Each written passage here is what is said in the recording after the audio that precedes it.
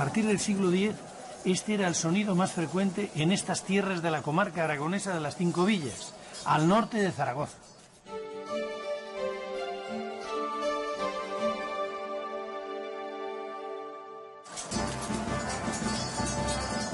A golpe de espada, los reyes pamploneses comenzaron a arrebatar a los musulmanes sus territorios del norte de Aragón.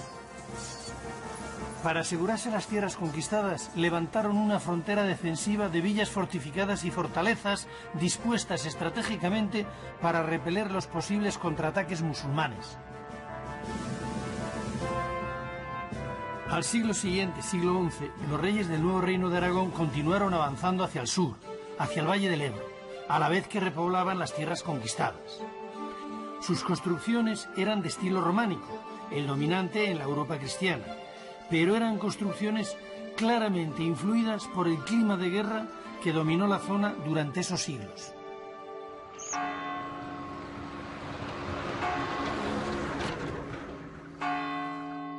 Cuenta la leyenda que cuando el segundo rey de Aragón, Sancho Ramírez, arrebató la Villa de Luna a los musulmanes, tuvo un aliado imprevisto, la luna. Cuando se disponía a atacar en medio de la noche, la luna se oscureció, lo que permitió a Sancho coger desprevenido a su enemigo. De ahí el nombre de esta localidad.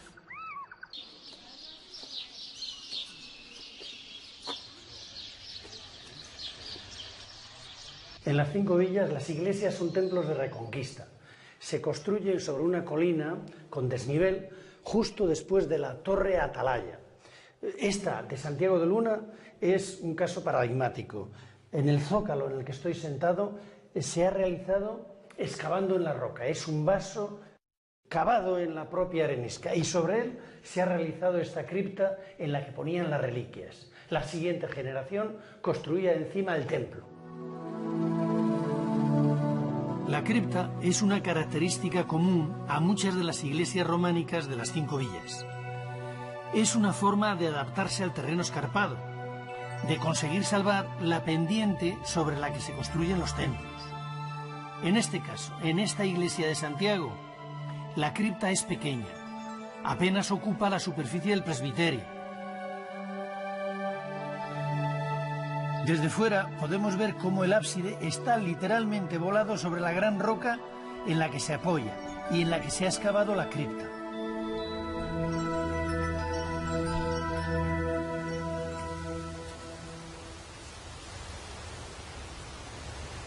En lo más alto del cerro sobre el que está levantado Luna está la otra iglesia románica de la villa, la iglesia de San Gil, construida en la segunda mitad del siglo XII. El exterior de la iglesia llama la atención por su sobriedad, al estilo cisterciense. En la puerta principal destacan el tímpano, que representa uno de los milagros de San Gil, y la columna estatua a la que le falta la cabeza, desgraciadamente.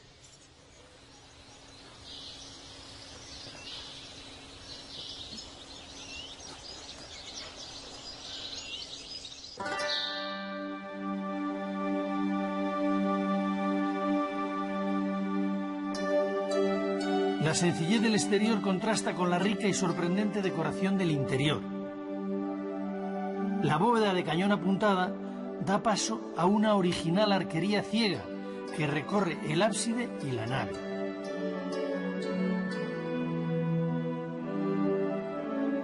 La escultura de los capiteles cuenta algunos milagros de los muchos que hizo San Gil y numerosos episodios de la vida de Jesús. Hay dos especialmente llamativos y originales, ambos realizados en un formato panorámico, como si fueran dos capiteles unidos, que nos cuentan la última cena y la resurrección de Cristo.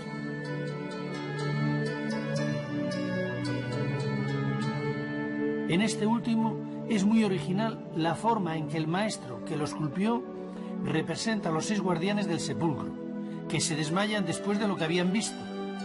Los hace caer apilados uno sobre el otro.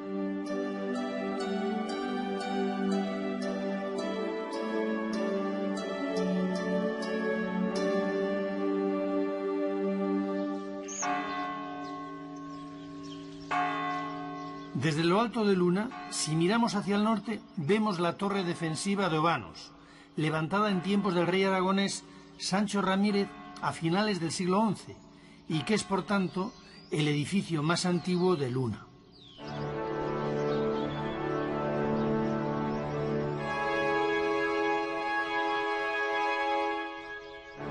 Hasta la reconquista de Zaragoza, Luna fue una importante plaza militar de frontera. Después mantuvo su valor estratégico para la defensa de la ruta entre Zaragoza y los Pirineos, una vía de comunicación controlada por innumerables castillos y torres defensivas.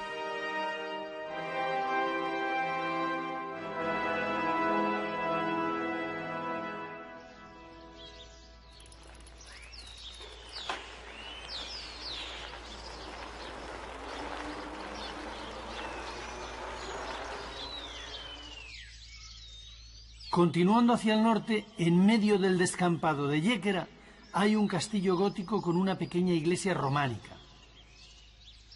La iglesia, de una sencillez extraordinaria, todavía conserva sobre el ábside, después de 8 siglos, el tejado original de losa de piedra.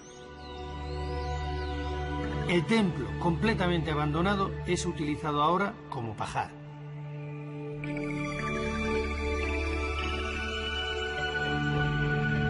Relativamente cerca está otro de los muchos pueblos abandonados de Aragón, la Casta. Este pueblo fue repoblado por el rey Sancho Ramírez. Su iglesia románica, situada en la parte más alta, aún aguanta con dignidad el paso de los años a pesar de su abandono. En el interior descansa la vieja pila bautismal, también románica, por la que fueron pasando durante siglos los hijos que dieron vida a este poblado, ahora vacío y muerto.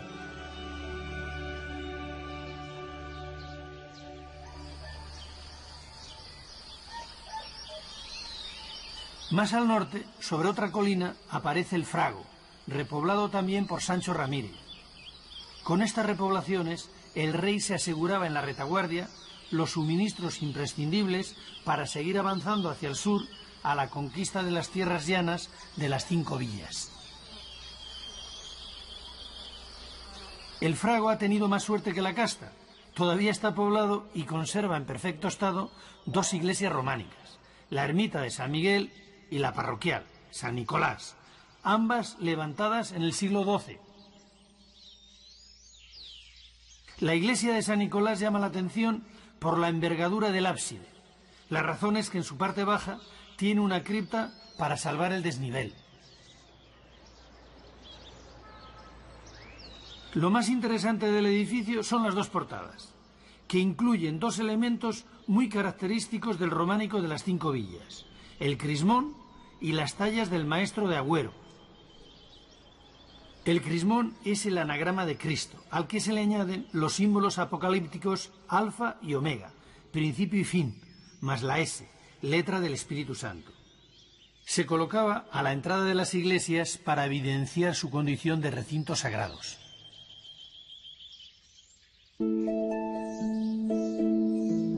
En la portada principal, a pesar del deterioro que ha sufrido, podemos disfrutar de una de las muchas obras que realizó en la comarca de las 5 villas el conocido como maestro de Agüero o de San Juan de la Peña, por ser estos sus mejores trabajos. No sabemos si era un artesano o eran varios, miembros todos ellos de un mismo taller.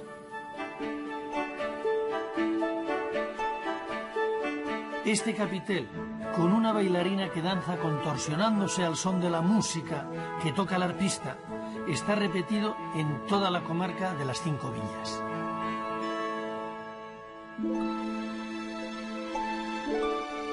Al llegar a las cercanías de Biel, lo primero que se ve es su castillo. Lo construyó el rey Sancho para su esposa, doña Felicia, y fue residencia temporal de los reyes de Aragón.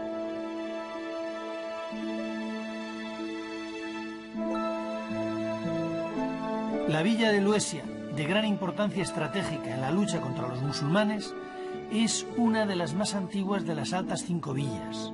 Desde su castillo se controlaba el paso hacia un castillo y sos, primero perteneció al reino de Pamplona y después al de Aragón.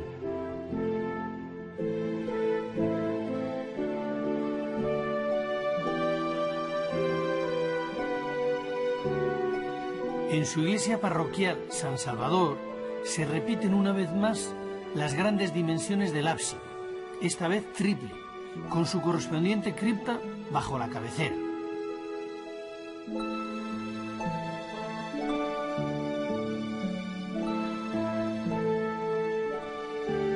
La portada es también del maestro de Agüero.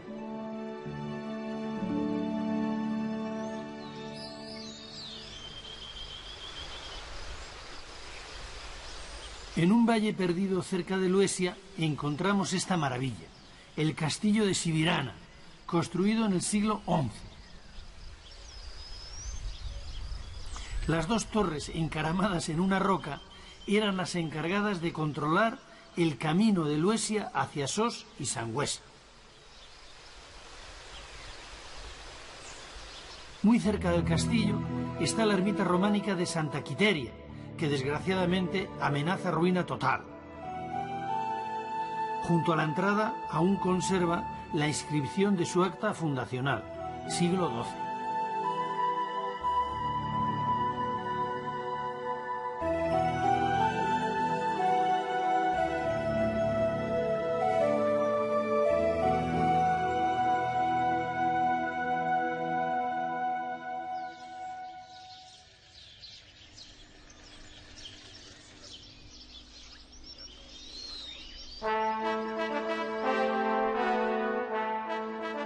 Visto desde lejos, lo más llamativo de un castillo es su castillo encaramado sobre la peña rocosa de Aillón.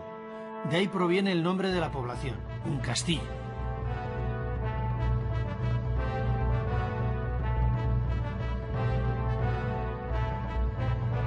Su origen es una fortaleza árabe que fue conquistada en el siglo X por el rey pamplonés Sancho Garcés.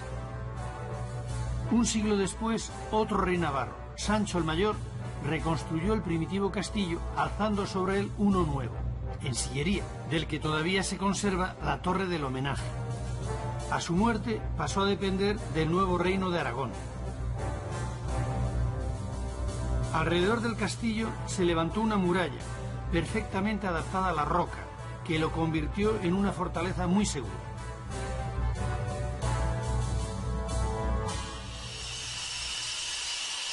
A su alrededor fue levantándose un pequeño caserío que fue creciendo poco a poco. En el siglo XII, con la llegada de nuevos pobladores, se crearon nuevos barrios con sus correspondientes iglesias.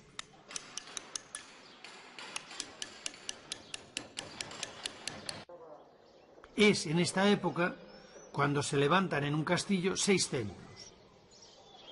De todo Aragón, es esta la villa que posee el mayor número de iglesias románicas.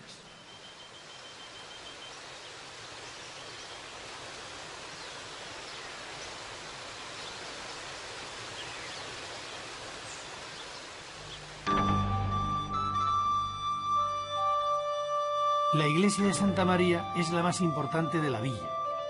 Fue colegiata y se construyó en el siglo XII sobre otra ya existente. Aunque ha sufrido varias ampliaciones y añadidos, aún conserva lo esencial de su espíritu románico.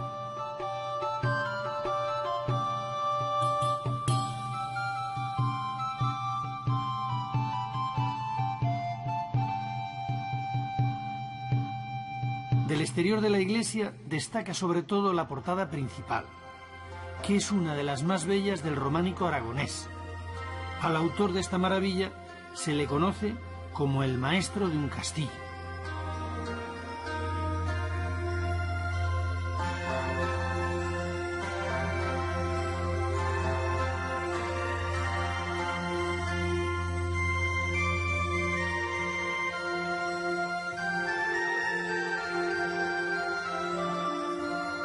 El conjunto escultórico, rebosante de ingenio y originalidad, nos muestra un retrato vivo de la sociedad medieval, con sus oficios, sus protagonistas y sus vicios. Un mundo festivo, alegre, lleno de escenas sensuales, músicos, bailarinas, acróbatas. Todo esto está retratado en la decoración de las 3 arquivoltas de la portada.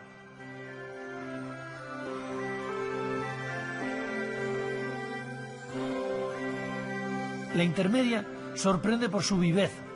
Una variada cantidad de personajes se asoman por encima del bocel, con los pies colgando, como si nos estuvieran mirando a través de una ventana. Los más llamativos son el sacamuelas, la pareja de comerciantes y el herrero con sus tenazas.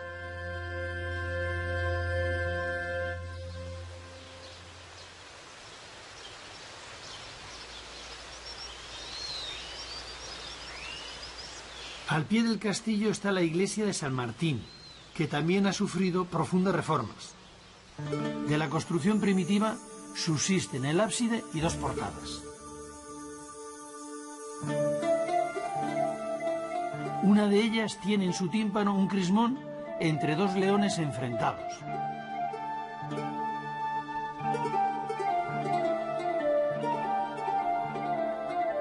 El ábside está decorado en su interior con 4 estatuas columna dispuestas por parejas, que representan a 4 apóstoles y que aún conservan restos de la pintura original.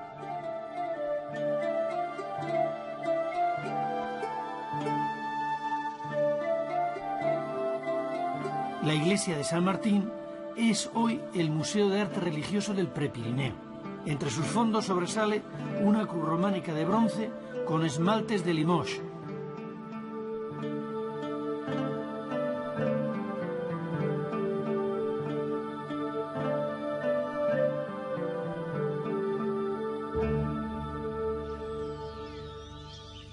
La iglesia de San Juan, levantada sobre una loma rocosa frente al castillo, intenta ponerse a su altura sin conseguirlo. El templo está construido sobre una necrópolis. A los pies del ábside se pueden ver las tumbas talladas en la roca sin las lajas de piedra que las tapaban.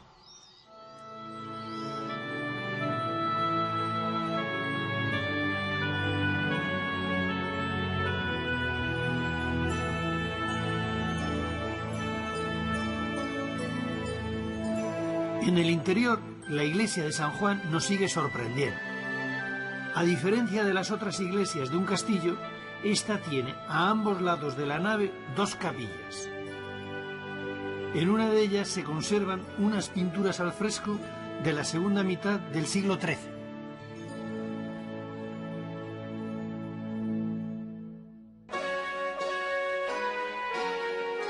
Cerramos el recorrido por el románico de un castillo con la iglesia de San Felices, en cuyas portadas parece ser que también trabajó el maestro de Agüero.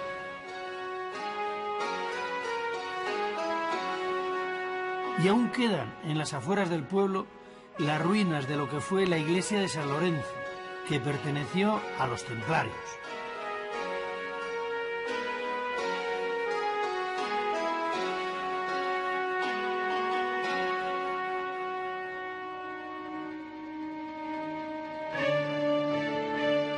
En gran parte de los pueblos de las 5 villas aún se puede apreciar la huella judía en alguno de sus barrios, en lo que en la Edad Media fueron las juderías.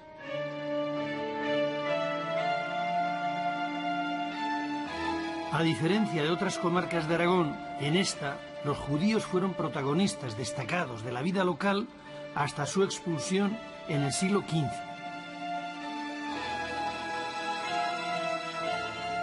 Tras su salida, las juderías fueron ocupadas por cristianos o por judíos conversos. El nombre de judería se le cambió por el de Barrio Nuevo o por el de Barrio Verde y se intentó borrar todas las huellas judías. Pero el diseño de los barrios y algunos de sus símbolos quedaron impresos para siempre en la piedra. En las casas de los judíos había un pequeño hueco en la puerta llamado mazuza, donde ponían la mano al entrar y salir como signo religioso, al igual que la señal de la cruz que hicieron luego, o bien los conversos o bien los cristianos cuando ocuparon esta casa.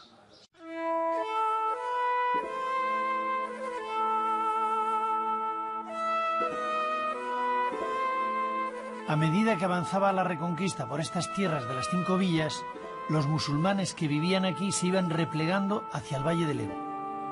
Por eso en esta comarca no hay mudéjares. Este vacío era llenado por los judíos que comenzaron a llegar a estas tierras como repobladores atraídos por las ventajas fiscales de los fueros decretados por los primeros reyes de Aragón. Miguel Ángel, ¿por qué a este puente se le llama el de los judíos? Pues que es el puente, porque es el puente que atravesaba el cortejo funerario de los judíos para trasladarse de la vida de esta tierra a la vida de la eternidad. ¿Tenían ahí el cementerio? En efecto, teníamos el cementerio. En esta zona de las 5 villas hay muchos judíos. ¿Por qué razón? ¿Qué les trae aquí? Hay numerosísimos colonizadores judíos porque sobre todo se benefician del Foro de Jaca de 1076, que les permite acceder a la propiedad de la tierra y de los bienes inmuebles, cosa que no se está dando en el resto de la península ibérica.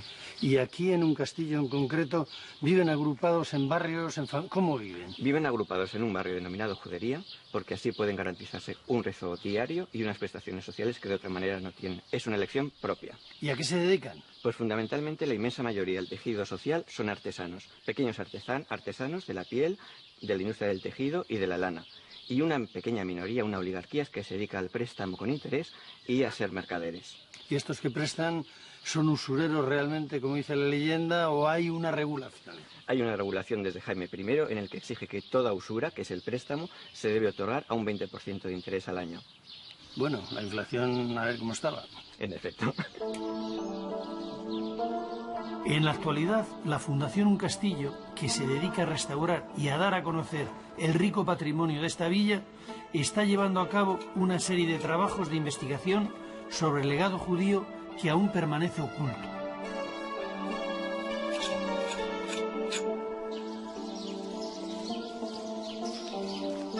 Otra de las actuaciones que ha realizado la Fundación Un Castillo ha sido la restauración del pozo de nieve medieval. Estoy en el interior de una nevera de la época románica. Así eran. Metían la nieve del barranco de San Lorenzo por una ventana. Aislaban las paredes, aislaban el suelo. Situaban paja para hacerla por tongadas. Servía el hielo para enfriar las bebidas, conservar los alimentos y para atender a los enfermos, sobre todo cuando tenían fiebre.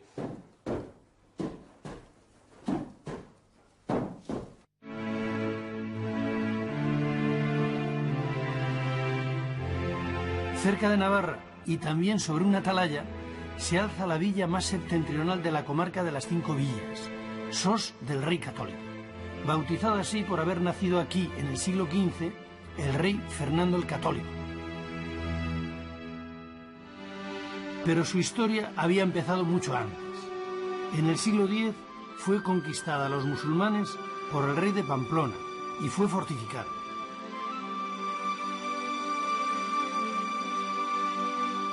A continuación, se construyó un castillo que en el siglo XI fue mejorado por Sancho el Mayor. De esta fortaleza solo ha quedado la torre del homenaje y parte de un torreón. Después pasó a pertenecer al Reino de Aragón. De la época románica conserva 2 iglesias, una en el exterior de lo que era la ciudad amurallada, la ermita de Santa Lucía, y otra en el interior, la de San Esteban, con su correspondiente cripta.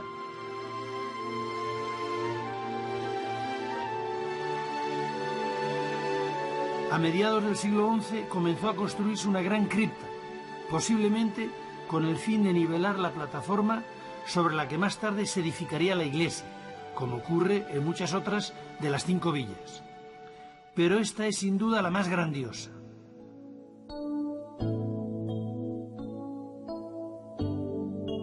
El triple ábside resultante tiene una altura y una belleza poco frecuentes en el románico español.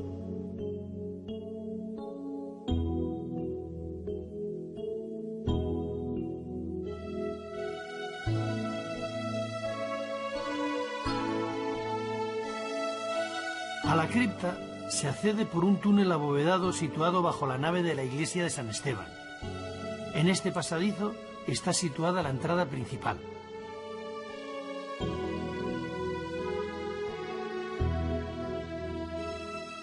Lo más sorprendente de esta cripta son dos columnas, la labra de cuyos capiteles se atribuye al maestro Esteban, autor de parte de la imaginería de la Catedral de Santiago de Compostela. Según cuenta la historia, a finales del siglo XI llegó a Aragón el obispo de Santiago, que había sido desterrado de su diócesis por el rey Alfonso VI de Castilla. Le acompañaba en su destierro el prestigioso maestro Esteban, que había dirigido los trabajos iniciales de la Catedral de Santiago.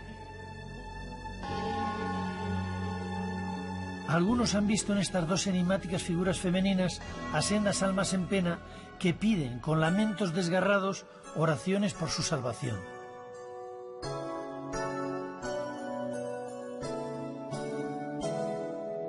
La portada de la iglesia principal, a pesar de haber sido protegida desde el siglo XVI por un atrio, está bastante desgastada por la lluvia, el frío y el viento.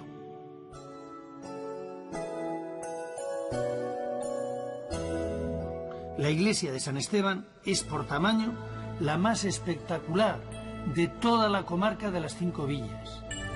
Tiene 3 naves con bóvedas de cañón ligeramente apuntadas y su construcción se cree que es de mediados del siglo XII.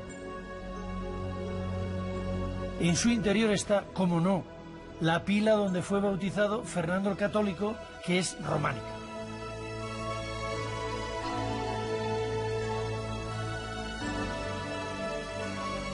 También tiene esta iglesia una talla del románico tardío de excepcional belleza.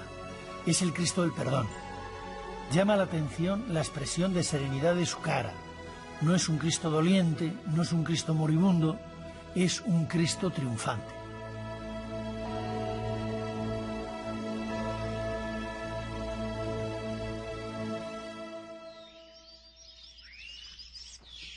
Ya casi en el límite con la provincia de Huesca y con los Pirineos detrás, aparece a la vista el pueblecito de Bagüés, que tiene la iglesia románica más antigua de la comarca de las Cinco Villas. Su construcción es de la segunda mitad del siglo XI. Originalmente era de una sola nave y está levantada con sillarejo de buena labra. Pero la verdadera sorpresa de esta iglesia está, o mejor dicho, estaba en su interior. En los años 60 se descubrieron aquí, en estas paredes que hoy están desnudas, bajo una capa de cal, las pinturas al fresco románicas más importantes de nuestro país. Todo el conjunto mural se trasladó al Museo Diocesano de Jaca, donde se reprodujo la nave de la iglesia de Bagüés. Las pinturas al fresco cubrían completamente las 2 paredes laterales y el ábside. Así era el acabado de las iglesias románicas.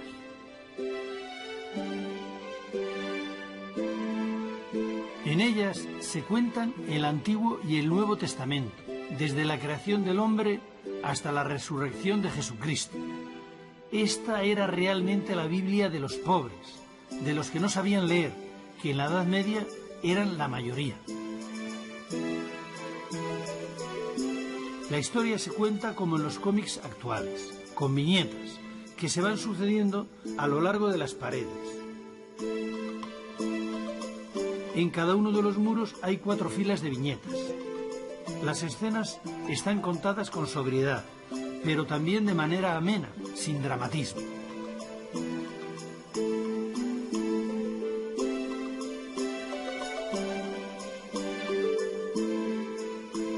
Esta es la matanza de los inocentes.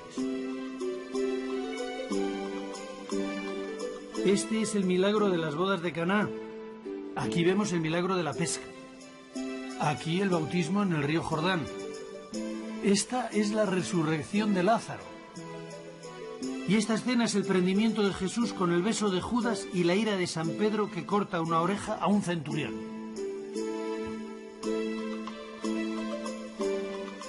La pared del ábside se reserva para contar la crucifixión de Jesús, junto a los 2 ladrones, su resurrección y su ascensión a los cielos en presencia de los apóstoles.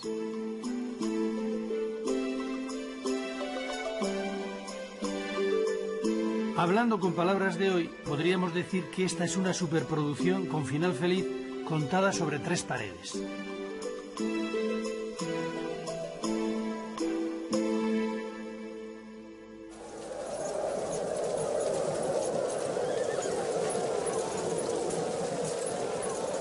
Con el comienzo del siglo XII, el Reino de Aragón continuó la reconquista avanzando hacia el sur, por las llanuras de las 5 villas, con el objetivo de llegar hasta el Valle del Ebro. Todo este territorio estaba prácticamente deshabitado, salvo Egea de los Caballeros. Los monjes fueron los encargados de repoblarlo.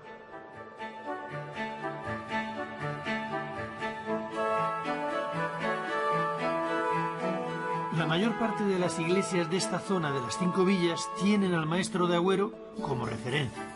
Gran parte de sus portadas fueron realizadas por él o por su taller.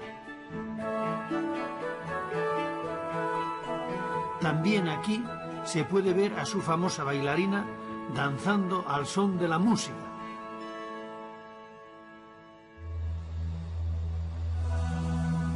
Antes de acabar el recorrido por el románico de las 5 villas, les voy a contar la azarosa historia del monasterio cisterciense que en el siglo XII se estableció aquí, en este lugar conocido como el Valle, y que ahora se ha transformado en un arrozal.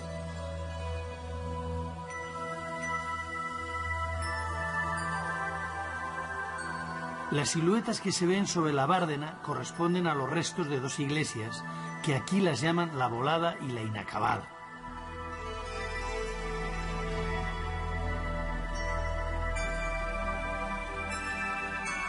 La Volada se llama así porque en los años 20 del siglo pasado fue dinamitada por su propietario para sacar los sillares y construir con ellos una presa.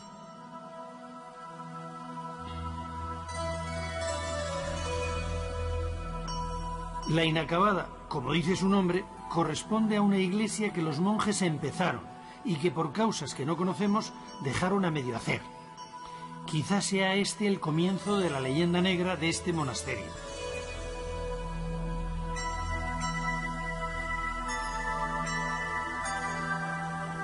Lo que sí acabaron fue el aljibe para recoger la poca agua que entonces había en la zona.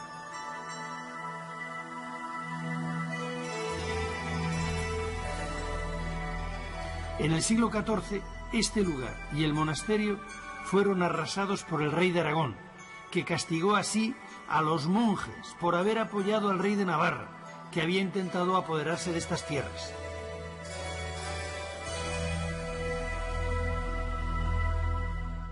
A pesar de su triste historia, los restos que aún permanecen en pie continúan, desde su emplazamiento privilegiado, disfrutando de las puestas de sol, ahora sobre los arrozales.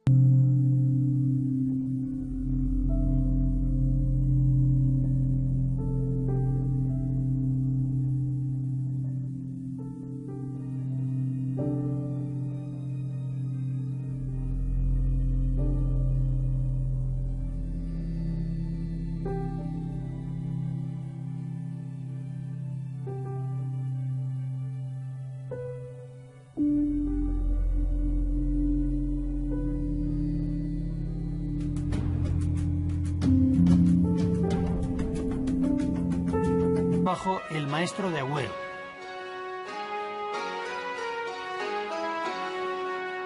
Y aún quedan en las afueras del pueblo las ruinas de lo que fue la iglesia de San Lorenzo, que perteneció a los templarios.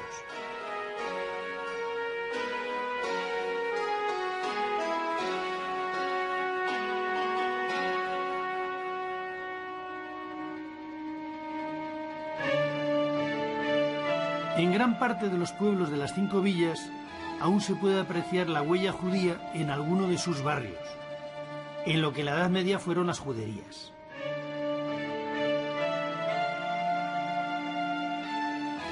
A diferencia de otras comarcas de Aragón, en esta los judíos fueron protagonistas destacados de la vida local hasta su expulsión en el siglo XV.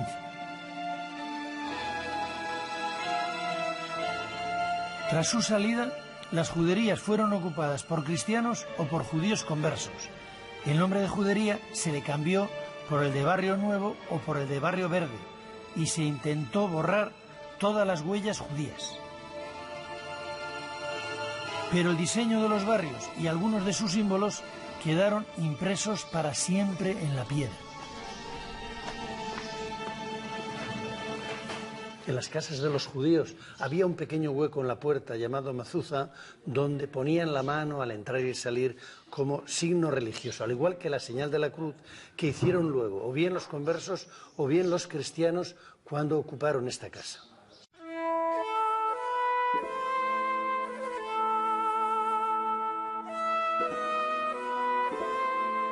A medida que avanzaba la reconquista por estas tierras de las 5 villas, los musulmanes que vivían aquí se iban replegando hacia el Valle del Ebro. Por eso en esta comarca no hay mudéjares. Este vacío era llenado por los judíos que comenzaron a llegar a estas tierras como repobladores atraídos por las ventajas fiscales de los fueros decretados por los primeros reyes de Aragón. Miguel Ángel, ¿por qué a este puente se le llama el de los judíos? Pues que es el puente, porque es el puente que atravesaba el cortejo funerario de los judíos para trasladarse de la vida de esta tierra a la vida de la eternidad. ¿Tenían ahí el cementerio? En efecto, teníamos el cementerio. En esta zona de las 5 villas hay muchos judíos. ¿Por qué razón? ¿Qué les trae aquí? Hay numerosísimos colonizadores judíos porque sobre todo se benefician del Foro de Jaca de 1076, que les permite acceder a la propiedad de la tierra y de los bienes inmuebles, cosa que no se está dando en el resto de la península ibérica. Y aquí en un castillo en concreto, ¿viven agrupados en barrios? ¿Cómo viven? Viven agrupados en un barrio denominado Judería, porque así pueden garantizarse un rezo diario y unas prestaciones sociales que de otra manera no tienen. Es una elección propia. Lázaro. Y esta escena es el prendimiento de Jesús con el beso de Judas y la ira de San Pedro que corta una oreja a un centurión. La pared del ábside se reserva para contar la crucifixión de Jesús, junto a los 2 ladrones, su resurrección y su ascensión a los cielos en presencia de los apóstoles.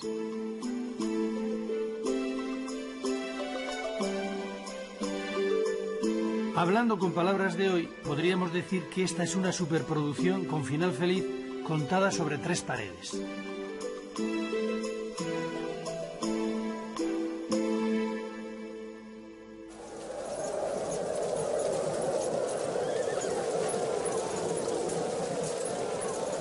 Con el comienzo del siglo XII, el Reino de Aragón continuó la reconquista avanzando hacia el sur, por las llanuras de las 5 villas, con el objetivo de llegar hasta el Valle del Ebro. Todo este territorio estaba prácticamente deshabitado, salvo Egea de los Caballeros. Los monjes fueron los encargados de repoblarlo.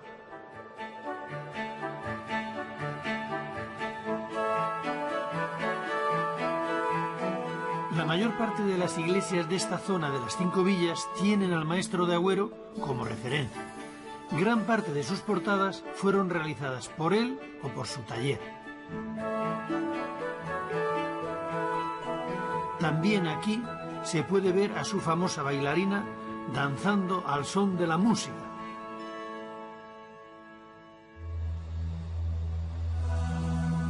Antes de acabar el recorrido por el románico de las 5 villas, les voy a contar la azarosa historia del monasterio cisterciense que en el siglo XII se estableció aquí, en este lugar conocido como el Valle, y que ahora se ha transformado en un arrozal.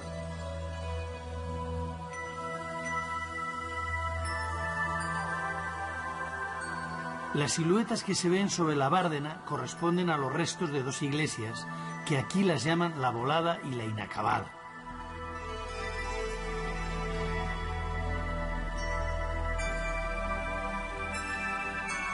La Volada se llama así porque en los años 20 del siglo pasado fue dinamitada por su propietario para sacar los sillares y construir con ellos una presa.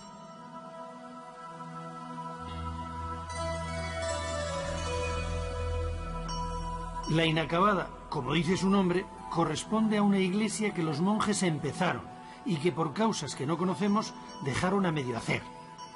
Quizás sea este el comienzo de la leyenda negra de este monasterio.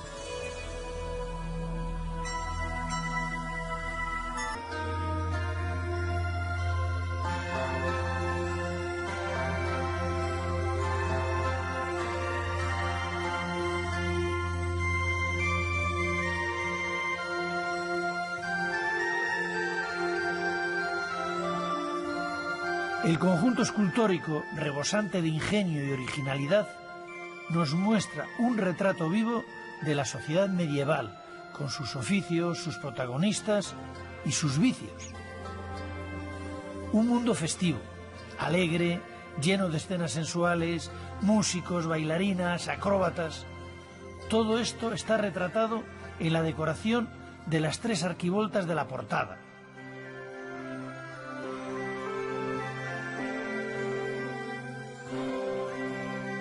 La intermedia sorprende por su viveza. Una variada cantidad de personajes se asoman por encima del bocel, con los pies colgando, como si nos estuvieran mirando a través de una ventana. Los más llamativos son el sacamuelas, la pareja de comerciantes y el herrero con sus tenazas.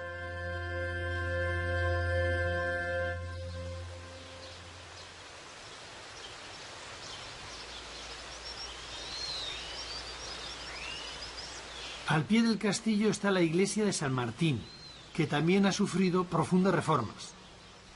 De la construcción primitiva subsisten el ábside y 2 portadas. Una de ellas tiene en su tímpano un crismón entre 2 leones enfrentados.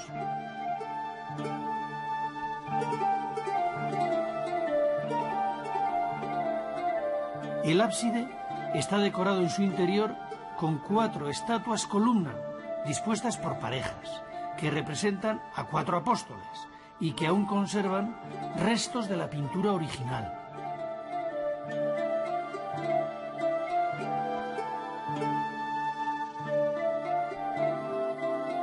La iglesia de San Martín es hoy el Museo de Arte Religioso del Prepirineo.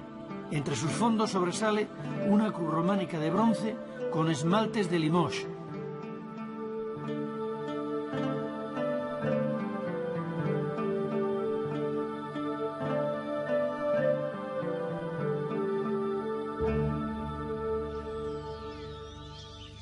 La iglesia de San Juan, levantada sobre una loma rocosa frente al castillo, intenta ponerse a su altura sin conseguirlo. El templo está construido sobre una necrópolis. A los pies del ábside se pueden ver las tumbas talladas en la roca sin las lajas de piedra que las tapaban.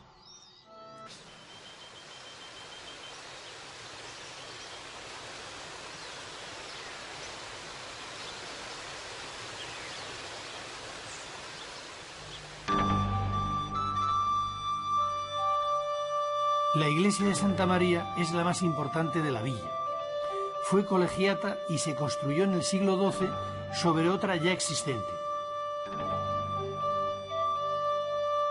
Aunque ha sufrido varias ampliaciones y añadidos, aún conserva lo esencial de su espíritu románico.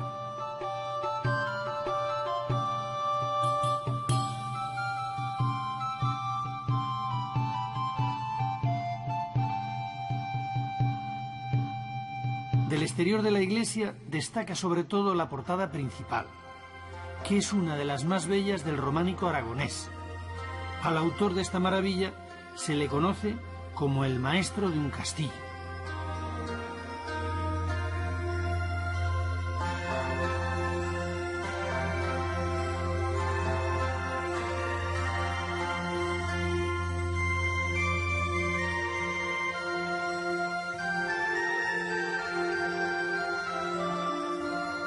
El conjunto escultórico, rebosante de ingenio y originalidad, nos muestra un retrato vivo de la sociedad medieval, con sus oficios, sus protagonistas y sus vicios.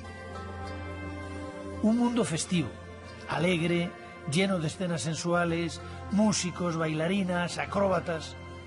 Todo esto está retratado en la decoración de las 3 arquivoltas de la portada.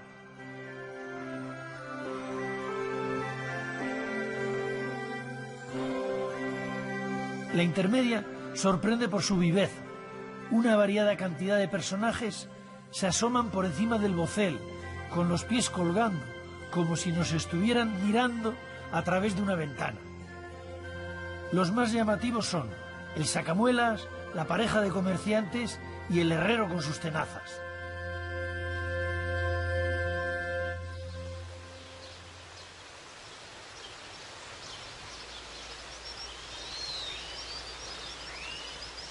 Al pie del castillo está la iglesia de San Martín, que también ha sufrido profundas reformas. De la construcción primitiva subsisten el ábside y dos portadas. Una de ellas tiene en su tímpano un crismón entre dos leones enfrentados.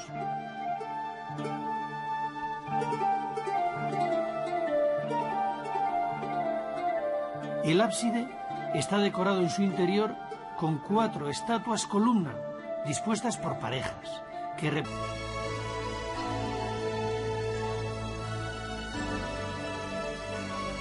También tiene esta iglesia una talla del románico tardío de excepcional belleza. Es el Cristo del Perdón. Llama la atención la expresión de serenidad de su cara. No es un Cristo doliente, no es un Cristo moribundo, es un Cristo triunfante.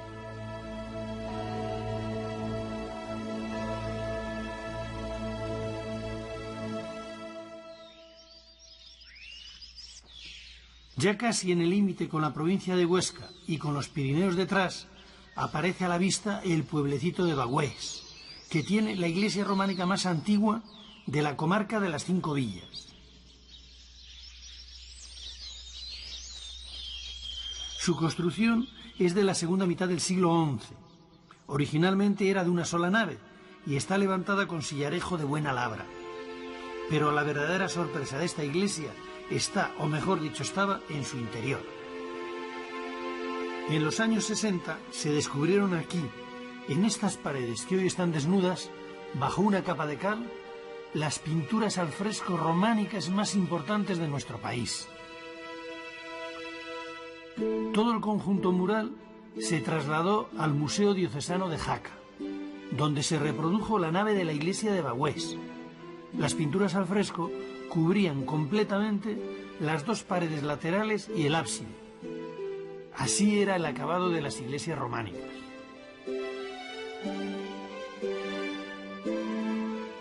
En ellas se cuentan el Antiguo y el Nuevo Testamento, desde la creación del hombre hasta la resurrección de Jesucristo. Esta era realmente la Biblia de los pobres, de los que no sabían leer, que en la Edad Media eran la mayoría. La historia se cuenta como en los cómics actuales, con viñetas, que se van sucediendo a lo largo de las paredes. En cada uno de los muros hay 4 filas de viñetas. Las escenas están contadas con sobriedad, pero también de manera amena, sin dramatismo.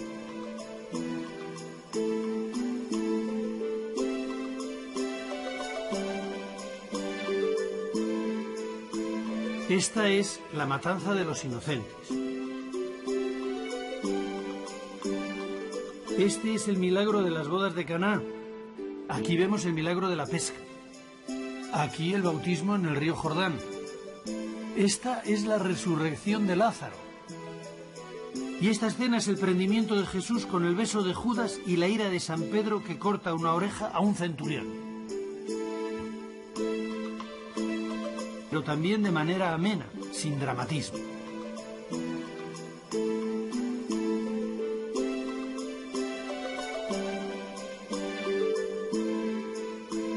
Esta es la matanza de los inocentes. Este es el milagro de las bodas de Caná. Aquí vemos el milagro de la pesca. Aquí el bautismo en el río Jordán. Esta es la resurrección de Lázaro. Y esta escena es el prendimiento de Jesús con el beso de Judas y la ira de San Pedro que corta una oreja a un centurión.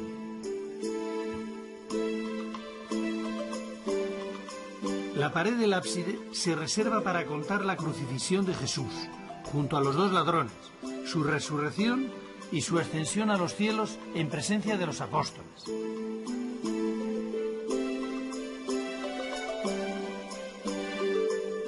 Hablando con palabras de hoy, podríamos decir que esta es una superproducción con final feliz contada sobre 3 paredes.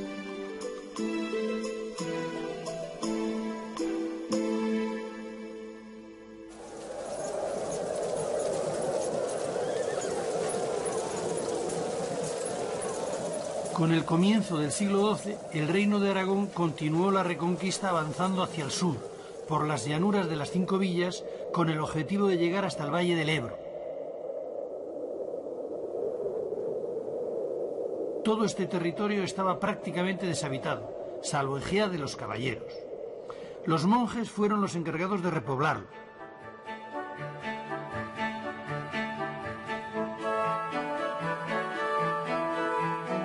La mayor parte de las iglesias de esta zona de las 5 villas tienen al maestro de Agüero como referencia. Gran parte de sus portadas fueron realizadas por él o por su taller.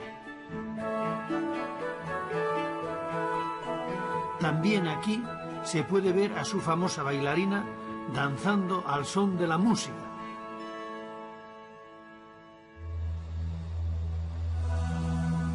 Antes de acabar el recorrido por el románico de las 5 villas, les voy a contar la azarosa historia del monasterio cisterciense que en el siglo XII se estableció aquí, en este lugar conocido como el Valle, y que ahora se ha transformado en un arrozal.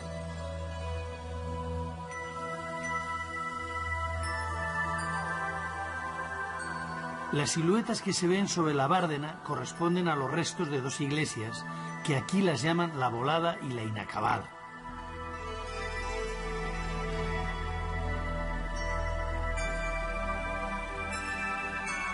La Volada se llama así porque en los años 20 del siglo pasado fue dinamitada por... Es en esta época cuando se levantan en un castillo 6 templos. De todo Aragón, es esta la villa que posee el mayor número de iglesias románicas.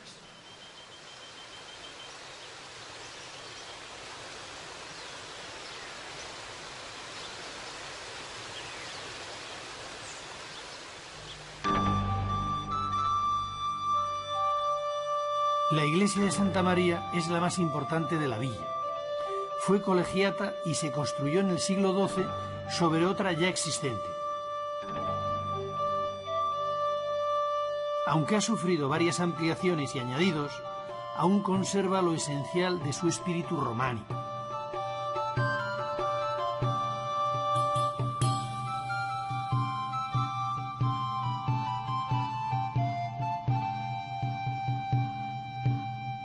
Del exterior de la iglesia destaca sobre todo la portada principal, que es una de las más bellas del románico aragonés. Al autor de esta maravilla se le conoce como el maestro de un castillo.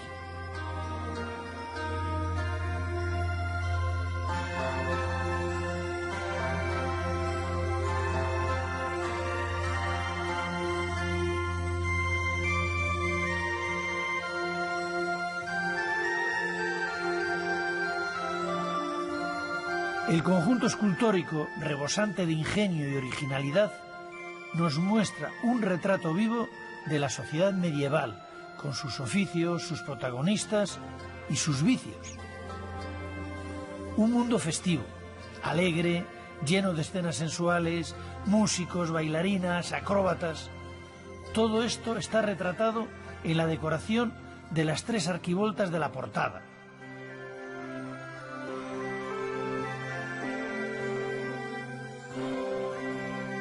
La intermedia sorprende por su viveza. Una variada cantidad de personajes se asoman por encima del bocel, con los pies colgando, como si nos estuvieran mirando a través de una ventana. Los más llamativos son el sacamuelas, la pareja de comerciantes y el herrero con sus tenazas.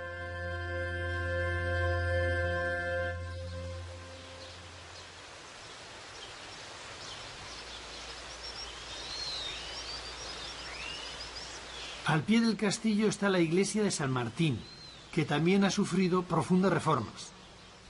De la construcción primitiva subsisten el ábside y 2 portadas.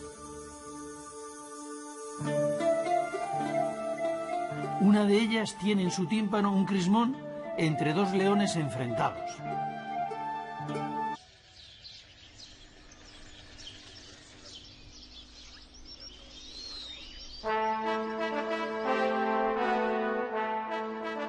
Visto desde lejos, lo más llamativo de un castillo es su castillo encaramado sobre la peña rocosa de Ayllón. De ahí proviene el nombre de la población, un castillo.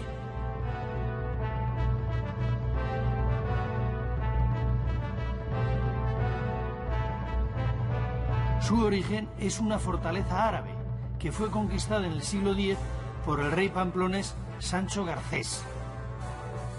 Un siglo después, otro rey navarro, Sancho el Mayor, reconstruyó el primitivo castillo alzando sobre él uno nuevo, en sillería, del que todavía se conserva la torre del homenaje.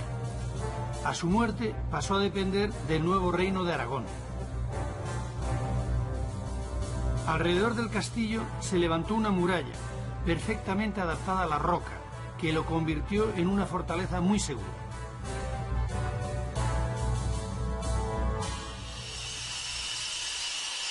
A su alrededor fue levantándose un pequeño caserío que fue creciendo poco a poco.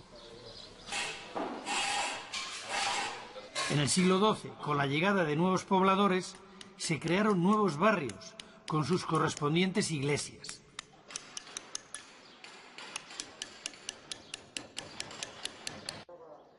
Es en esta época cuando se levantan en un castillo 6 templos. De todo Aragón, es esta la villa que posee el mayor número de iglesias románicas.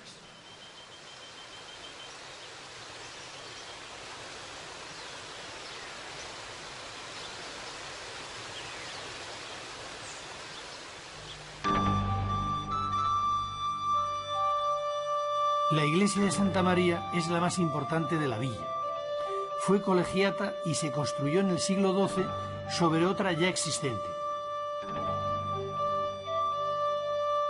Aunque ha sufrido varias ampliaciones y añadidos, aún conserva lo esencial de su espíritu románico.